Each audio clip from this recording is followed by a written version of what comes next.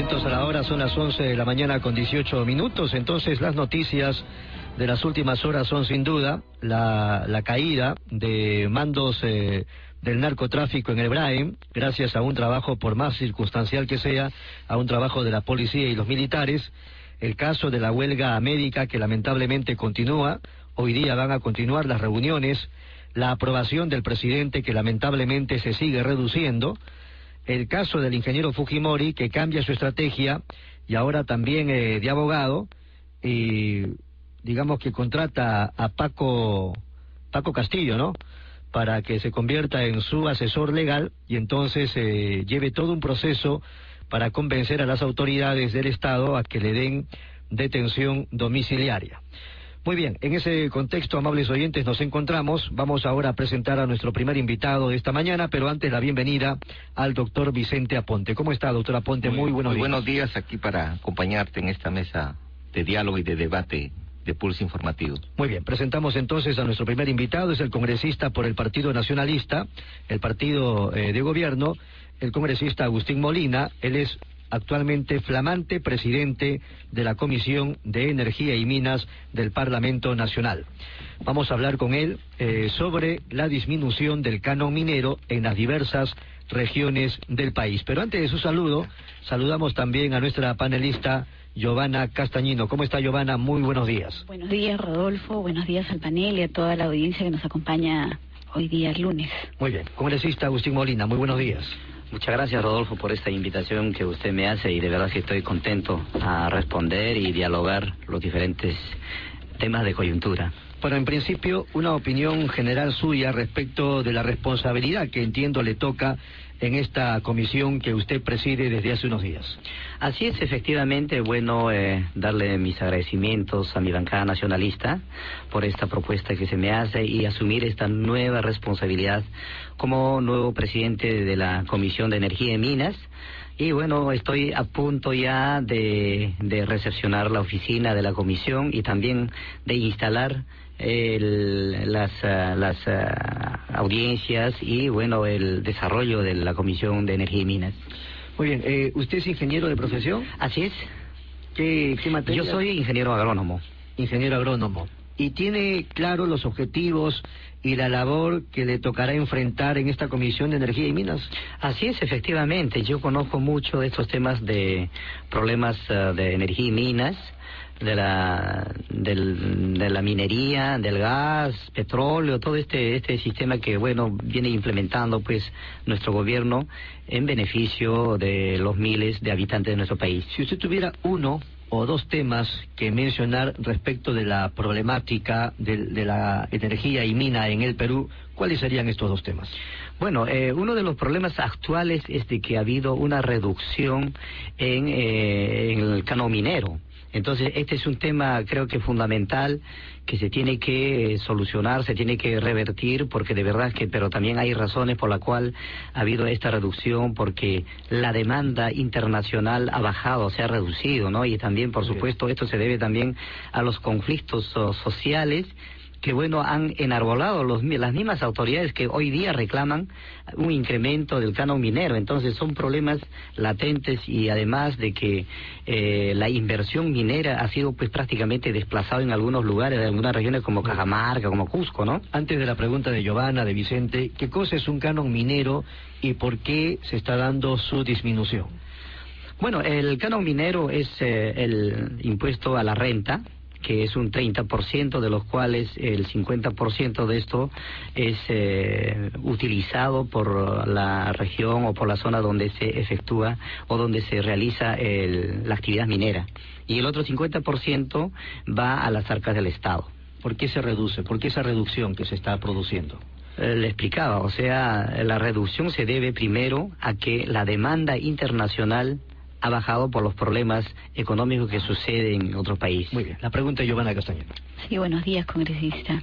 Estamos viendo que en estos momentos estamos pasando por una crisis bastante aguda en el sector minero. Esto es como consecuencia, creo yo, de falta de alguna forma de diálogo del gobierno con estos sectores, sobre todo el sector de minería artesanal. Se ha visto seriamente afectado, ellos sienten que el gobierno no ha cumplido con los compromisos adquiridos durante la campaña, y que no solamente eso, sino que ahorita no está aplicando las debidas reglamentaciones para poder no solamente ayudarlos a ellos a formalizarse, sino que se introduzcan dentro de este segmento y pueden de alguna forma ser parte de ese canon que aporta al país día a día. ¿Cuál es en estos momentos la inmediata decisión que usted va a tomar como presidente de esta comisión para empezar a resolver? Porque ya se viene una ola de huelgas en todo el país. Así es, uno de los problemas es el tema del canon minero, que hoy de verdad es que ya vienen sintiendo las regiones y los municipios, pero también lo que hay que recordar es de que estas mismas autoridades que han impulsado una serie de huelgas y reclamos en estos lugares y han determinado de que con estas olas de huelgas y reclamos han tratado de desplazar a las empresas mineras en muchos sitios. Por ejemplo, hablamos en Cusco, Espinar.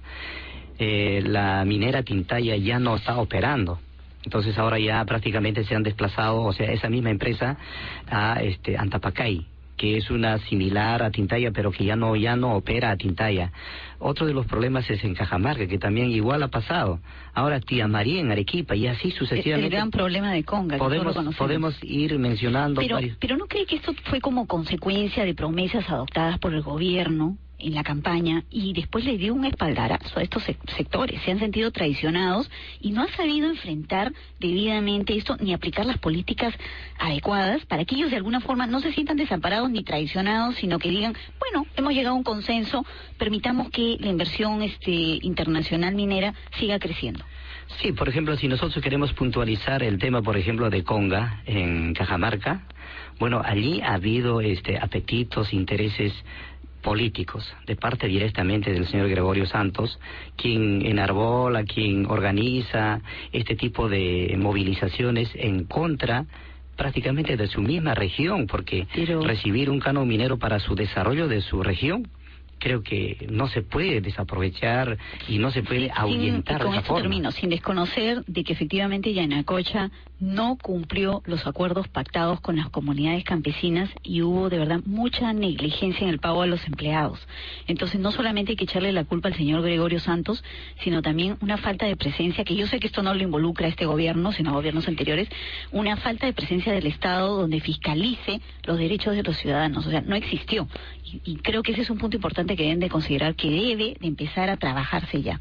Así es, lo que queremos es de que exista una minería responsable, que por supuesto que respete a las poblaciones circundantes en el lugar donde se lleva a cabo la minería. Entonces creo que también es responsabilidad también de parte de los dirigentes, que ya se avecinan las elecciones y usted sabrá que ahora, por ejemplo, Gregorio Santos ya es un candidato ya potencial incluso para la presidencia de la República, aprovechando este tema de la minería. Muy bien. Vamos con la intervención de Vicente Aponte.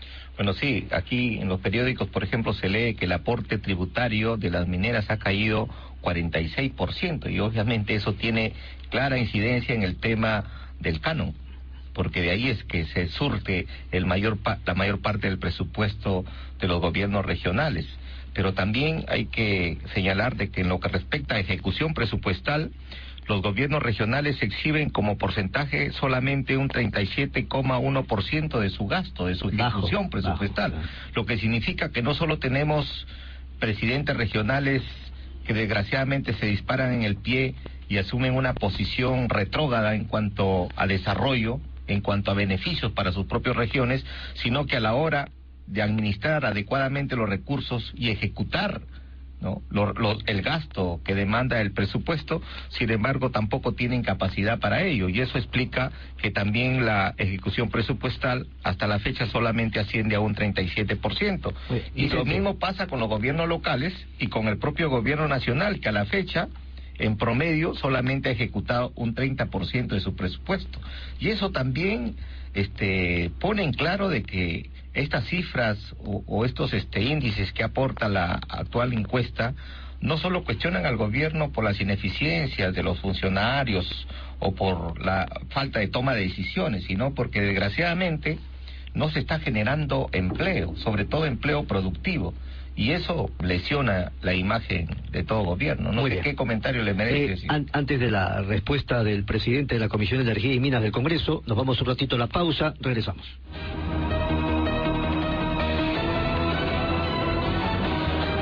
A la hora, son las 11:33. Estamos entrevistando al presidente de la Comisión de Energía y Minas del Congreso de la República, nada menos que el congresista oficialista Agustín Molina, aquí en Pulso Informativo de Radio San Borja. Bueno, estaba en la pregunta, Vicente Aponte, le voy a pedir, digamos que la reitere, pero de una manera muy simplificada. Sí, muy puntual. El aporte tributario de las mineras ha caído en el orden del 46%. Esto tiene una serie de explicaciones, pero puntualmente ya en lo que respecta al canon en sí, estamos viendo que muchos gobiernos regionales no han podido ejecutar su presupuesto, y eso implica una clara deficiencia. La comisión que usted preside tiene que ver mucho también en este aspecto. ¿Qué opinión le merece esta situación? Tiene toda la razón usted, efectivamente. O sea, el tema es la capacidad de gasto de las autoridades elegidas, como son los gobiernos regionales y, por supuesto, los gobiernos locales, que hasta hoy, miren, hay presupuestos del canon minero, por ejemplo, en la región de Ancas, en la región del Cusco, en la región y en otras regiones, Cajamarca y así sucesivamente, no han podido gastar ese recurso. Entonces, creo que es contradictorio, pues, o sea, que antes a esta baja del canon minero, ellos promovían que no participen la inversión minera, pero hoy reclaman lo contrario. Entonces, contradictorio todo este tema, ¿no? Así es. Claro. Ahora, ¿cuál es la política que va a adoptar el Estado para poder recuperar, digamos, esta caída del canon? ¿Hay algún plan estratégico donde se empiece a promover otros segmentos, atraer no solo la inversión internacional, sino también dentro? Estamos viendo que hay 500,000 de mineros artesanos que podrían contribuir, si se formalizan, enormemente a este canon. Así es, efectivamente. Lo que quiero puntualizar es lo siguiente. Mire, en este gobierno, el gobierno no ha hecho ninguna concesión minera. Todos estos problemas y todos estos problemas sociales de concesiones mineras son de gobiernos anteriores. Así es. Pero, sin embargo, el gobierno del presidente Ollanta está asumiendo esa responsabilidad. Y hay la plena voluntad para ir solucionando los problemas, por ejemplo, en la legalización de los mineros ilegales, de los mineros artesanales, y así sucesivamente. Entonces, hay la plena voluntad, por supuesto, siempre respetando el derecho que tienen también los pobladores circundantes, donde se efectúa, pues, la minería. Las comunidades. Así es. Ahora, ¿cómo es que el gobierno va a formalizar este segmento informal? Porque se ha comentado muchísimo de que se le pide, pues, maquinaria que son inaccesibles. Financieramente, económicamente, ellos no están en la capacidad de comprar ni siquiera una máquina de este nivel. Son grandes inversiones. Entonces, ¿cómo el artesano va a poder tener acceso a estas herramientas para poder formalizarse? Bueno, dentro de los requisitos que exige, por ejemplo, para la formalización, no es así que están exigiendo la compra o la implementación de grandes maquinarias, porque estamos hablando de mineros artesanales que no deben usar maquinaria. Artesanos son artesanos. Artesanos que deben trabajar manualmente, ¿no?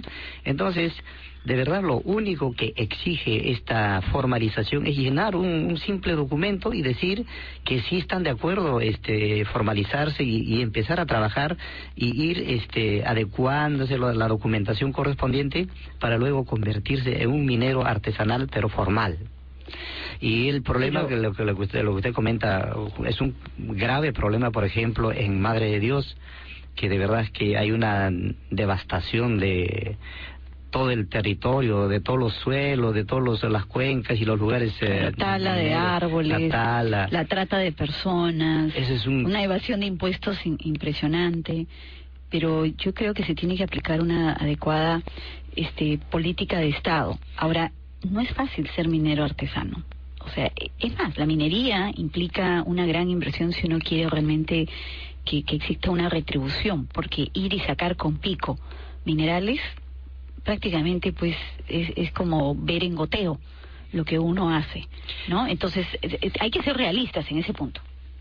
Claro, pero también hay una situación de la cual debiéramos de tomar conciencia. ¿Quiénes contaminan más el medio ambiente? ¿La gran minería, la minería formal o la minería informal? Y la respuesta es obvia. Lo que está sucediendo, como usted dice, en Puerto Maldonado y en otras regiones del país donde está la minería ilegal, es que la contaminación ambiental, la contaminación de cuencas, ¿no?, de ríos, se da precisamente desde la actividad de este sector. ¿Qué hacer al respecto? La formalización es una salida, pero frente a eso el Estado también tiene que tomar mano dura al respecto, que no significa actuar de manera represiva, sino ordenando sobre todo que esta formalización se concrete dentro de un plazo perentorio, ¿no? Y no darles, como se dice, carta libre a que esta situación se siga generalizando. Sí, efectivamente tiene toda la razón y de verdad que los mineros artesanales de verdad son los que contaminan más todas las cuencas y los ríos que circundan pues por estos lugares, ¿no?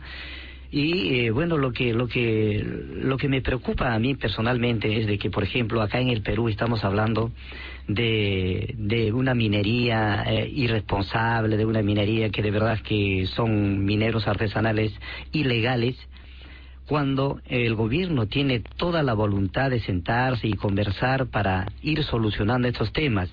Por ejemplo, en otros países existe la minería, ¿no?, de envergadura y donde los gobiernos, más bien, en vez de oponerse a la inversión minera, ellos están pensando quiénes son, o sea, qué empresas pueden hacerse cargo de la explotación del mineral en otros países, pero sin embargo acá en nuestro país las mismas autoridades, como decir los gobiernos locales y regionales, son los que impulsan a que la minería no opere en nuestro país y que de verdad finalmente sea pues de beneficio para el desarrollo de la región. Muy bien, para terminar, congresista Molina, entonces no es la pretensión del Estado y de los gobiernos de turno acabar con quienes se dedican a la minería informal, sino de ayudarlos a formalizarse. Esa es la idea, ¿no es cierto? Así es, efectivamente, lo que el gobierno está en la dirección de hacer una minería responsable y, por supuesto, respetando la responsabilidad social de los lugares donde existe minería. Muy bien, congresista Molina, estaremos pendientes del trabajo que usted desarrolle a partir de ahora como presidente de la Comisión de Energía y Minas y tiene las puertas abiertas de este programa para cualquier otra oportunidad. Muchas gracias. Muy agradecido. Ha sido el congresista Agustín Molina, repito, presidente de la Comisión de Energía y Minas. Son las 11:41. Vamos, luego de la pausa, a conversar con dirigentes de la Confederación Nacional de Mineros Artesanales del Perú. Nos van a acompañar Teodulo Medina, vicepresidente de la Confederación, y Víctor Chandubi, secretario nacional de capacitación. Con ellos justamente vamos a hablar de la formalización de los mineros artesanales. Creo que lo que Vicente Aponte decía hace unos minutos tiene mucho sustento. Es cierto que hay todo un trabajo del Estado que parece no querer cumplir respecto de la gran minería, o sea, su responsabilidad social, el tema de la contaminación, pero no podemos soslayar, por ejemplo, algunos sectores del país que están abandonados y que además sufren las inclemencias del desmejoramiento del medio ambiente a causa de la minería informal. 11:43, pausa, regresamos.